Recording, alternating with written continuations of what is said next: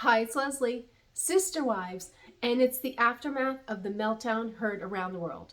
Well, maybe not around the world, but maybe, okay, just maybe in my own head, but it was a meltdown. The sacrifices that I made to love you, wasted! Oh, and it's just such a mess now. You know, in the aftermath of all this, everyone's trying to navigate, figuring out friendships and whatever, and Christine has said that she considers Janelle one of her best friends. I mean, isn't that what Kody wanted? To have the wives best friends? And now, of course, that's working against him because as he's put out there into the universe, that Christine has trash talked Janelle because, you know, Janelle wanted that one house thing and Christine was having nothing to do with that, everybody living in one happy household. So Christine is moving on, you know, she's foregoing all that glorious TLC money and for some reason the debt of the Brown family, which I don't know how those two equate, but they do. They have a whole bunch of debt. They can't pay off the land, but they're making some kind of money from this glorious show that we're all entrenched in watching. Before we jump into all of this, please subscribe and hit that notification bell and help the channel. And it's so crazy that, so I guess, you know, they've already started this thing with Truly coming over and supposedly COVID testing and all the stuff and going over there.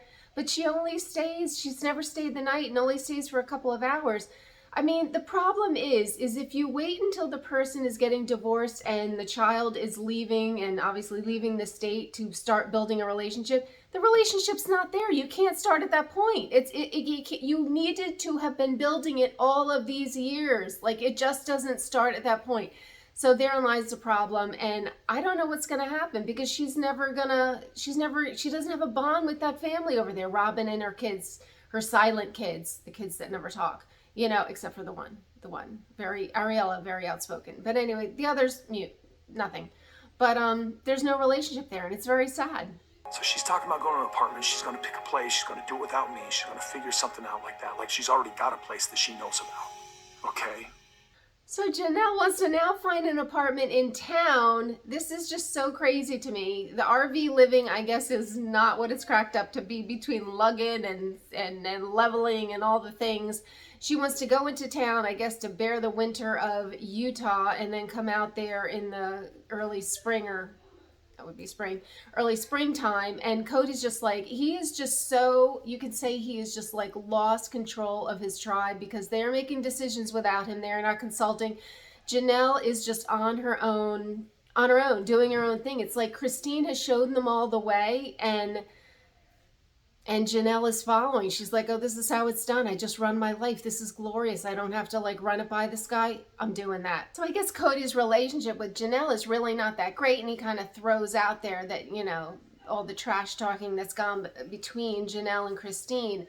But Janelle and Christine have a great bond. And of course, that's what he wanted. But of course, now it's working against him, which is just so sad. But that was the whole goal of this, to have those sister wives that were close and would choose to be friends and have relationships. God forbid anything happened to the part of the family. And they are choosing that. Christine and Janelle will go on and continue that friendship into the future and have those family bonds. You know, not much for this whole polygamous thing, but I tell you, if I was saying it, you know, if you're not going to live in one house, what is the point if you're all in separate houses? So I have to agree with it. I have to agree with Janelle on that. I mean, the whole thing is ludicrous and it's insanity to me. But if you're going to accept the premise that this is how you want to live, you got to be in one friggin' house. Because what else are you doing? Then you're basically having a guy who's floating around to these different houses. He's not even floating around all of them. He's only floating to two. You know, I mean, it's a big hot mess. You know, it should be one house and it should just be the amount of wives that you can manage and have good relationships with. And Kody is completely oversold his abilities here and got in over his head. But as he says, you know, he can't be just bogged down with the misery of Christine. He has other relationships to tend to. And it's down to two. It would be Janelle and Robin. Mary's obviously not tending to anything over there. So he's got two. So that's really not that big a load, and it's almost the normal load. So he should be able to manage those. But he is struggling to keep that because him and Janelle are not in a good space either. So kind of jumping all over the place. So Janelle, she wants to move to town.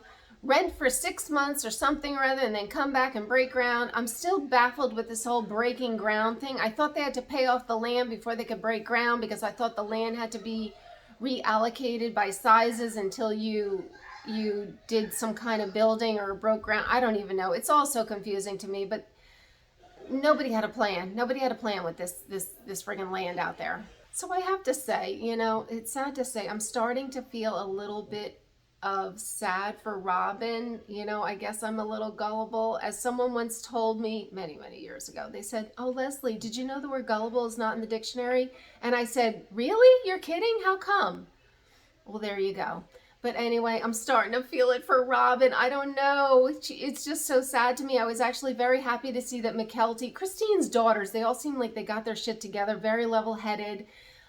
They found their voice. They have their own thoughts, just very well put together. And McKelty's like, you know what? I have love for you. It doesn't matter what's happened. I'm keeping that separate. That was wonderful. I mean, that's how it should be. And it was like Kody was steaming mad. It feels like everything's affected my relationship with everybody, though.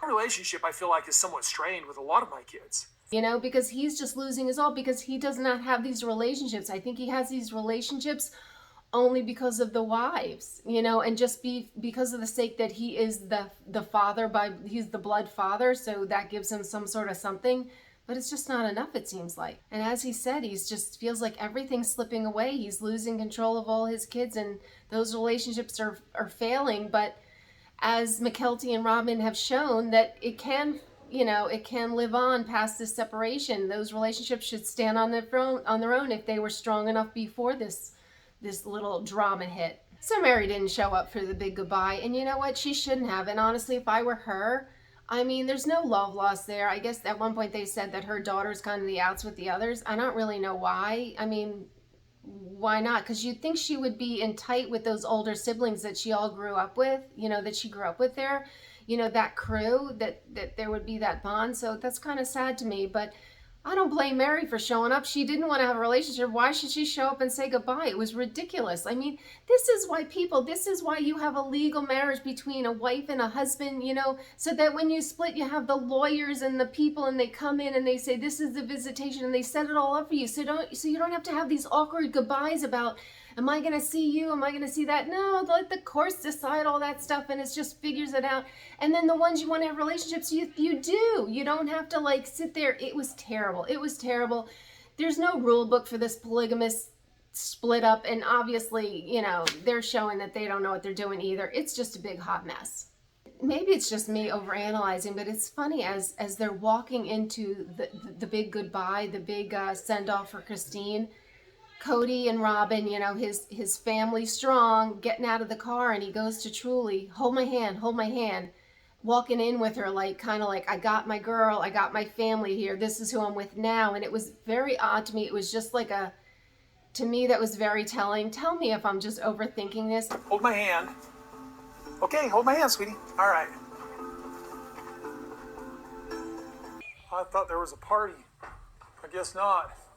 I mean, Truly is I don't even freaking know. She's 7, she's 8. We know Solomon's 10. She didn't need hand-holding walking in there. She knew where she was going. She could have followed along. Cody needed support, and it was kind of like, this is my family now, because y'all have dumped me. So this was an odd thing. Is it just me, or was this a little passive-aggressive, trying to bait Truly into something? You could tell he was pissed. He was like, you're not angry? You should be angry. And it was so odd to me how he was talking to her. A little disturbing, if you ask me, Truly, hey, are you okay that you're moving tomorrow? Yeah. Are you excited? Yeah. Okay. All right. You sure? Mm-hmm. Where's your smile? No smiles about it, huh? Sorry. All right. Well.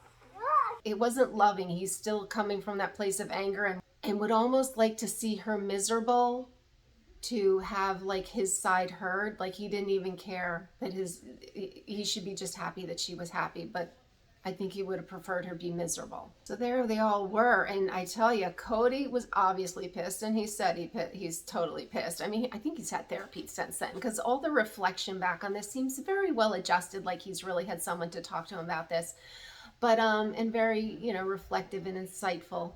But Robin is pissed, and I have to say her kids also look very pissed. It is very strange to me that it's weird, like they're just like her, kind of soft spoken and don't voice anything. I don't know, do you learn that from your parents? Because all the other kids are much more outspoken, so you must learn from your parents how to roll, how to be. And so crazy, at the end Kody is the only one allowed to hug Truly. Like, wasn't that hug worth it? I mean, if it's really about family, that was worth it. That was worth the COVID risk. Please, oh my God, Kody, what is wrong with you? I'm in this sort of weird place where, I'm like thinking I don't want to see Christine ever again. I don't want to think about her. I don't want to drive past this house ever again and mourn this. I don't want to sit and be in this place again. I don't want to deal with this at all. So Kody can't drive by the house? He's like so distraught he doesn't even want to see it. He doesn't want to be there anymore. Yet now we hear he wants to buy it? Oh my God, Kody, another thing that doesn't make sense. Him and Janelle can have the bedroom in that little beautiful room with the fireplace. How wacky is that? I don't know why Janelle would want any part of that craziness. It was another perplexing episode. What can I say? But if you like my recap, please subscribe and hit that notification bell and help my channel. And I will see you next time. Bye.